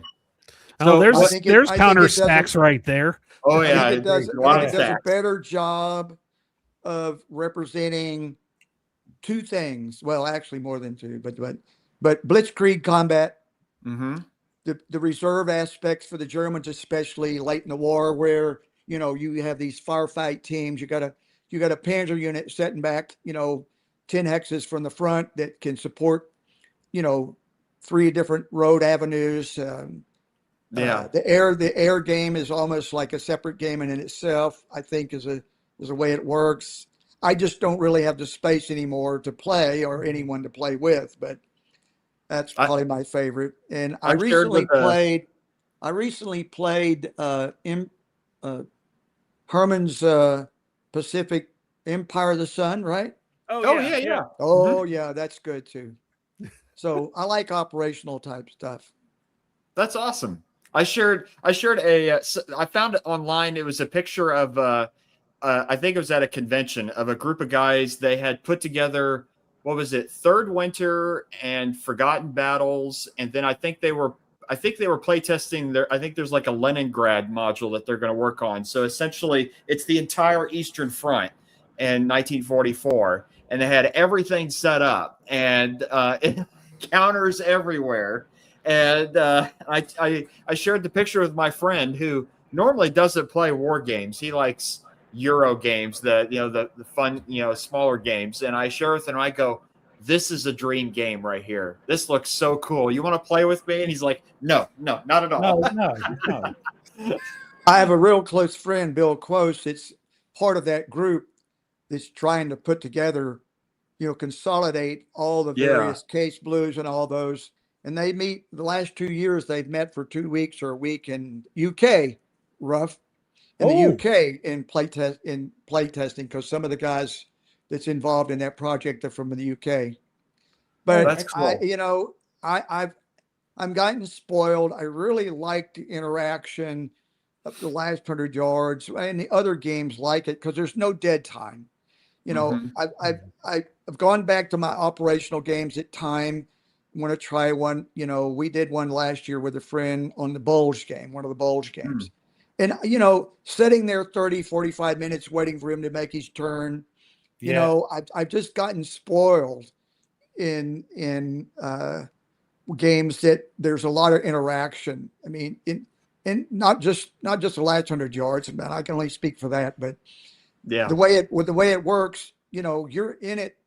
I mean, both are active. Whether you're the active player or not, you're involved. You got something going on the whole time. Mm-hmm. So there's just a lot of value that you can get in an hour or two playing a mission. So, and I think Doug in the chat said, "Oh, is it solo?" Again, it's not built for solo. You can play it two-handed, but there are some scenarios that have hidden units and things. So no, I'd say no. Get I generally just play if it's got hidden units, I just put them on concealed. And I can tell you, I have to do lots of solo. You have to I think the game does pretty well solo. You just have to try and psychologically change your position when you do the other side. So just like any two-handed game, you have to play both sides to the best of your ability. Exactly. But it generally plays just fine. There you go. You go. Yeah, the back of the box even says 6 out of 9. Yeah. I mean, it's hidden stuff is the thing, but there's ways around that, isn't there? You can either not have hidden or use some sort of house rule. Mike, have you played BCS, by the way, the Battalion Combat System? I new tried one? BCS, and as much as I wanted to like it, I just really, there's parts of it that I really, really like. And then Mhm. there's some parts, it's like ASL was for me. Stuka. There's parts I really, really like, but there's just some things that I just can't get over. So I know it's a great game, popular game. As I said, uh, I can pick a lot of parts that I do like, but no. Yep, I understand that. There's plenty of games where I want to like it really bad, but it's just not for me.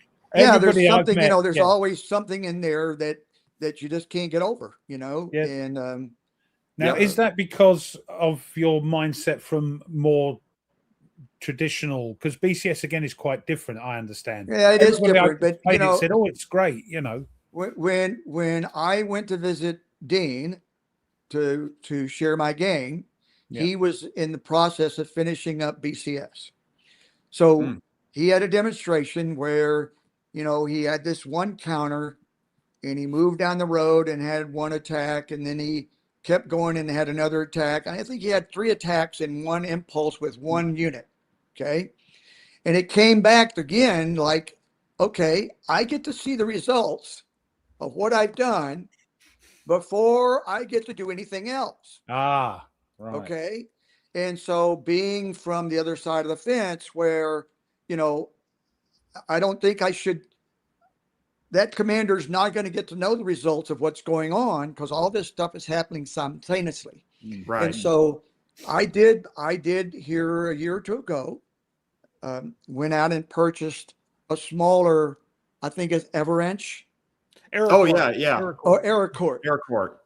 Yeah. And I again, if I do something similar, I maybe try and copy some of the things. I really like the recon. I really like the logistics, and I like the what they call it, the objective counter. I Yeah. like all Yeah. that stuff. But if I do anything different in the future, it's probably going to be, I'm going to find some way to try and get some simultaneous feel. Yeah. And that's comes back now to Rebel Fury, because I've looked at that. Rebel Fury, you do a counter at a time. I'm looking at something, have been looking at doing something where it's a company level game, but you're operating you're activating, instead of a single counter, you're activating a company which consists of, no, you're activating a battalion which consists of 3 companies. Same way, I can activate it as many times as I want in the game turn. Okay. But the way that would work is that will say that game turn consists of 50, we'll just say 50 boxes or time frame, 50, Sure. whatever. So at the end of every one, you roll a die and it can move 1 to 3 boxes. Yeah. So you decrease in time. So if you start at 50, so once you've gone through the 50, then that's one game turn. But it could be, it could be just 1 box, or it can be as many as 3 or 4 boxes. So you never know again how many turns you're going to have. So it's a similar mechanic. Okay. Yeah. But if you're now, it's the same thing as the Rebel Fury, except I'm activating formations instead of single units. Yeah. So anyway, That's but cool. again, any way to create some type of simultaneous, Yeah. and that's why I struggle with BCS. I think it's Yeah, most understandable. sort of strategic and operational games. You go work out your combat, turn over your pieces or remove them, then the other guy fires back. It's not. It's not lifelike, is it? No, in a And it's sense, really no. hard. It's well, as I said, Mark Herman's Fury, I think, really has stirred my another way yes. to create the same simultaneous feel. Put it that way. Yeah.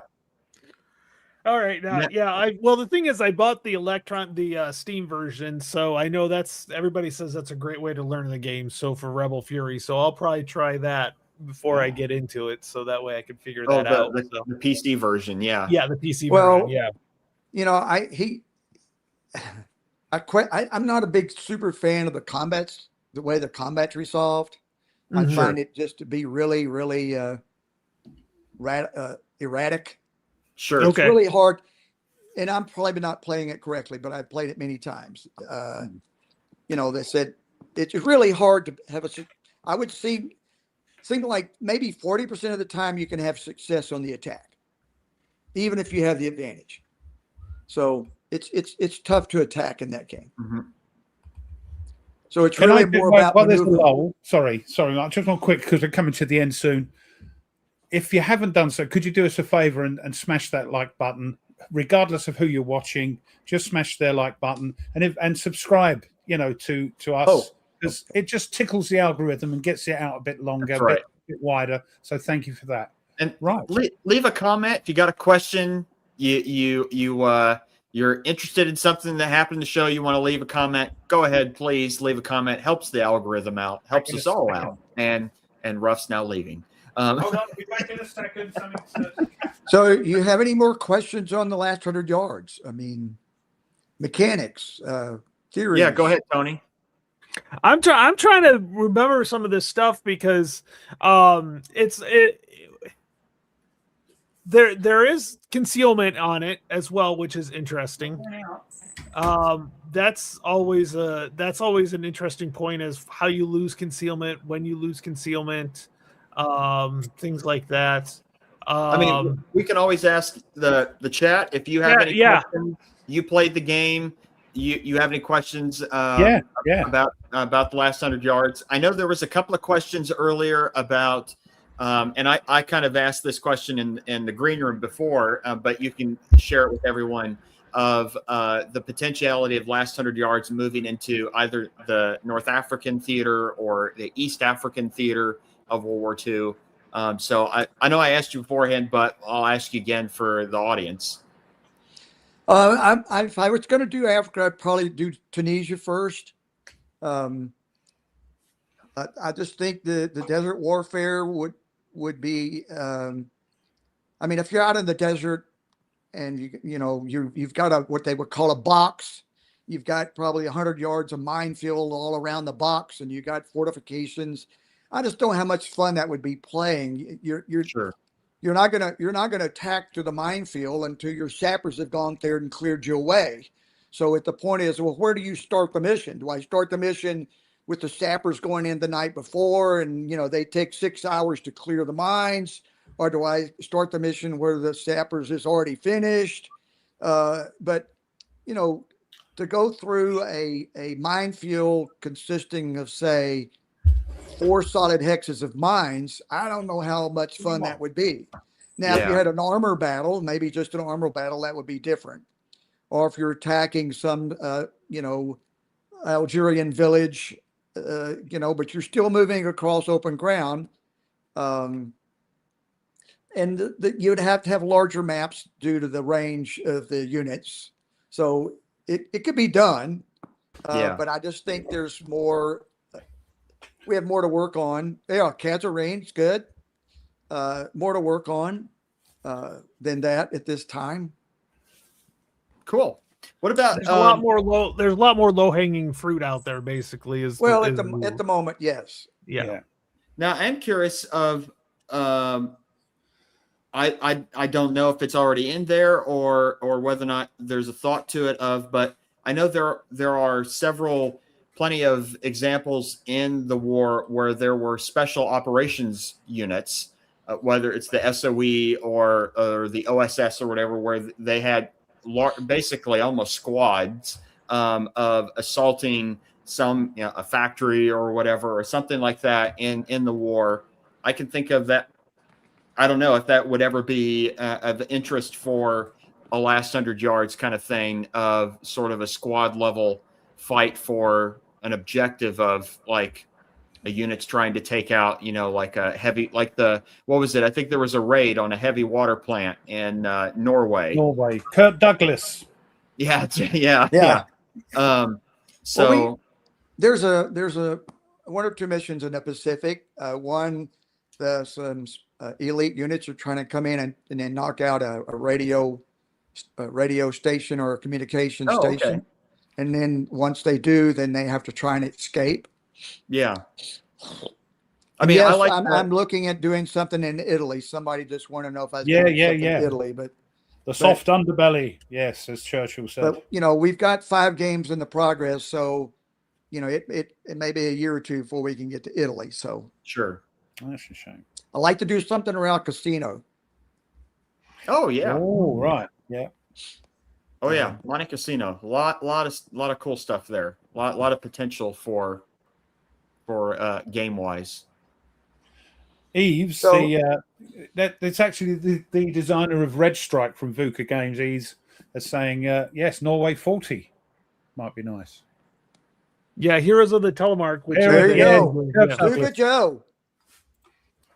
Yep. Yeah. Stuka's always there. Yeah. Finland in the Winter War. Yeah. That's the one thing. Like, it's kind of unlimited possibilities when you really look at it. Go on. Yeah, Crete. When you're dealing it's I can tell you after several years, it's really a challenge to try and pick something really unique or different or create a new scenario or a mission because, you can only attack so many villages or crossroads or hills or whatever. So, you want to try and come up with a new wrinkle here and there.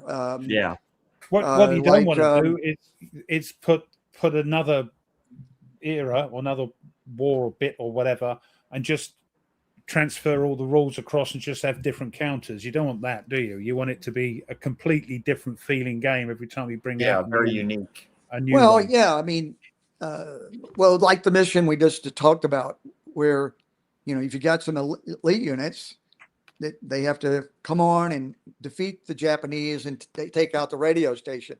Well, in the meantime, they have to, once they take that out, they got to exit the board to the left.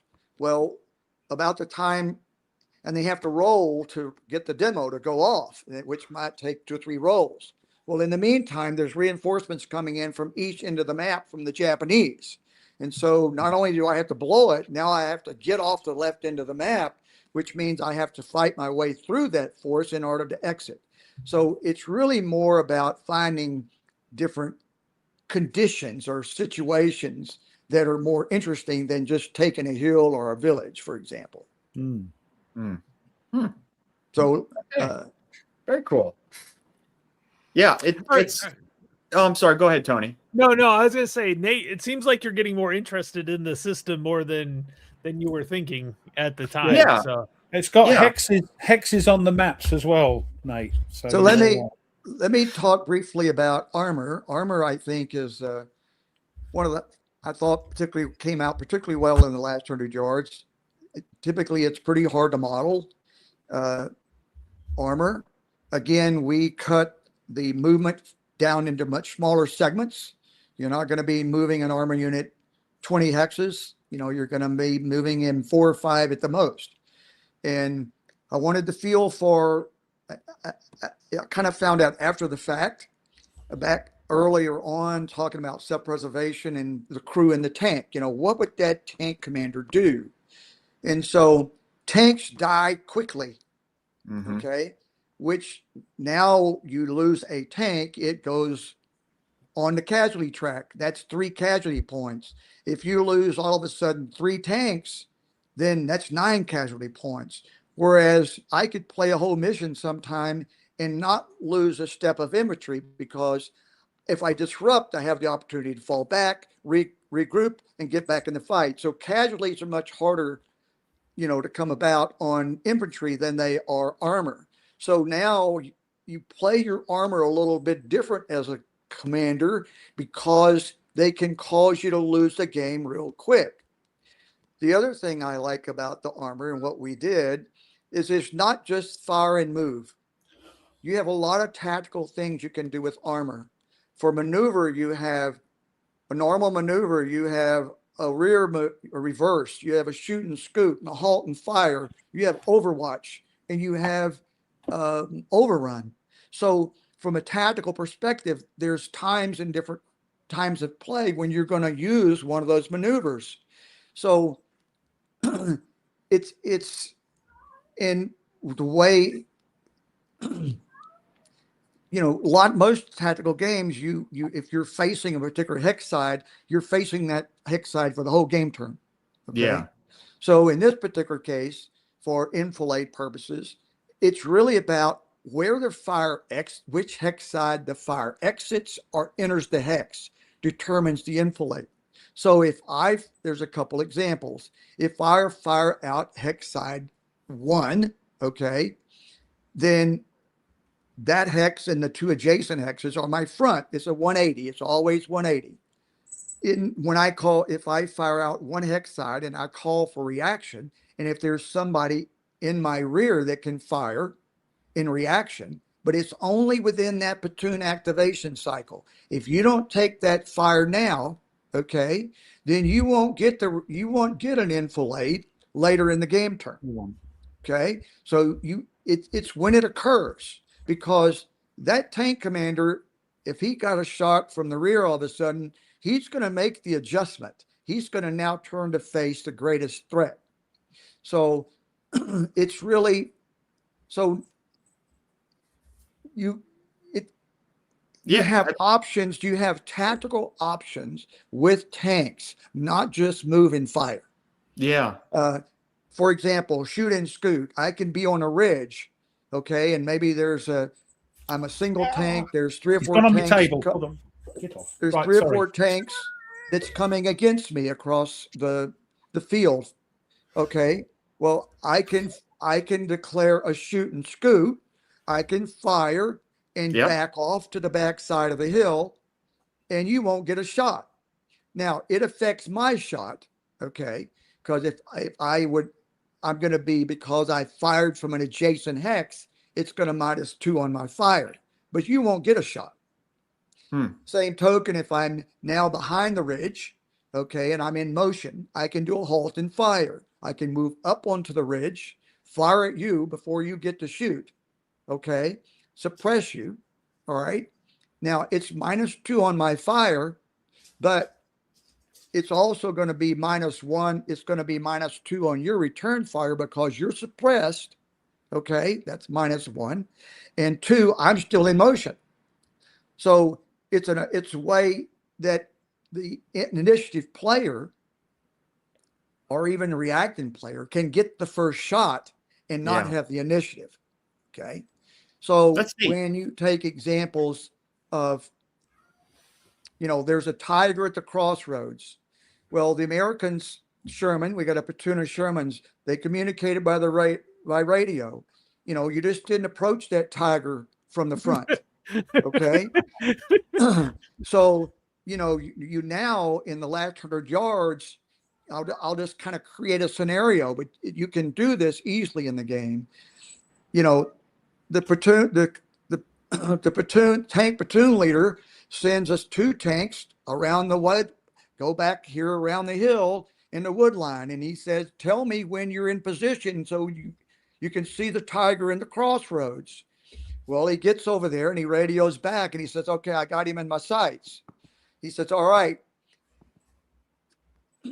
So the platoon leader says, all right, we're going to pull out and we're going to fire. And when he turns, you take him in the rear. So all 5 American Shermans are in motion. They step out into the hex. So they now have line of sight to the tiger. They declare an enfilade fire. Okay. Because the fire is, no matter what, the fire is going to enter from 2 non-adjacent hex sides. Okay. Yeah. Nice. One's going to get a rear shot no matter. So the tiger now, they've stepped out and fired. The tiger, before they fire, gets to declare which ones he's going to face. Well, he's going to face the 3 tanks, because that's a greater risk than the 2 tanks. Okay. So he made that decision. So the 2 tanks that are on one side are going to get an enfilade fire. The 3 tanks on the other are going to get a frontal fire. But the Tiger gets that option. Now, let's say, though, that the Americans were already in place. You had 2 tanks on one side and 3 on the other. Whereas if either fired, they would get an enfilade. But let's say in this particular case, the Tiger got to go first. Okay? Well, what the Tiger's going to do is he's going to, and there's a building, he's going to do a shoot and scoot, okay, at one of the 2 tanks and back into a position so that the 3 tanks can't see him. Oh, nice. So Okay. now the 2 remaining tanks that can see the Tiger, okay, one is suppressed, so his fire is going to be down 1, and it's down 1 because the Tiger's moving, okay, because the Tiger backed up. See, he still got a frontal. So those 2 tanks going to have a frontal shot, which their chances of penetrating are almost nil if they're Germans. So from a tactical perspective, again, you never know which one's going to get to go first. So you may jump out the Americans and maybe you didn't kill the Tiger, but he gets to go first next time. So there's a tremendous tactical ability with the armor, whereas in the past in other games, it's, I'm facing this 1 hex for the whole game turn. And, I have a T-34 and ASL that can move 18 X's, and he moves around already all the way around me and shoots me in the rear. You don't have that. Right. The other way you have enfilade is this. Again, you move small segments, only 4 or 5 hexes at most. As a tank moves, the last hex cross designates its front and rear. The last hex side crossed. So if I move and then I call for reaction, if there's an enemy tank now that I've given a side or rear shot, he's going to get the enfilade. So no longer can you have the ability to move way around somebody 16 times hexes and get a rear shot, because it's now really hard to move around somebody when you're only moving 4 or 5 hexes at a time without giving them the enfilade. So it's much more of a cat and mouse game. There are a lot of different types of maneuvers, but and lots of options as well. Yes, what you can do. Yeah. Well, I hate to end this, but we're over our time, and I'm going to be getting text here. We're going to be leaving soon for dinner. So. I didn't realize we're going to. I hear the cat. Yeah, yeah. I apologize. Mrs. Ruff is now house sitting my daughter's house. No, I love cats. I know, but normally I have 2 of my own. Normally, he's meow. They have 2 cats and a dog. Normally, Mrs. Ruff takes care of them, but that's why I've got Kit disappearing. But, apologies. I'm on my own for the week with my boy. Oh, that's cool, Eve. Yeah. Well, I've really enjoyed this, guys, and I hope you'll have me on again. Definitely. We'll get some playing. Maybe what we'll do is we'll get all 4 of us together and we'll play a scenario or something, and you can help Nate, and then me and Ruff, and maybe we can just do a scenario. That sounds fun. Let's do it. Sounds good. Yeah. Okay, we'll get something scheduled for that. So Mike, when we go off air, don't disappear straight away, because we just want a quick chat and say thanks afterwards. So stay online. All right. With that, I want to thank everybody. Mike, thank you for coming on. Nate, Ruff, wonderful as always. And no show next week. It'll be probably 2 weeks before we have a show. I'm out for the whole day next Saturday. So that's fine. No good. No I'm show glad, next week. I'm glad this time has made more options available, so we can have more shows. That's great. All right. Thanks, see everyone. You guys later. Thanks everyone in the chat. See you later. End stream. I hit the wrong button.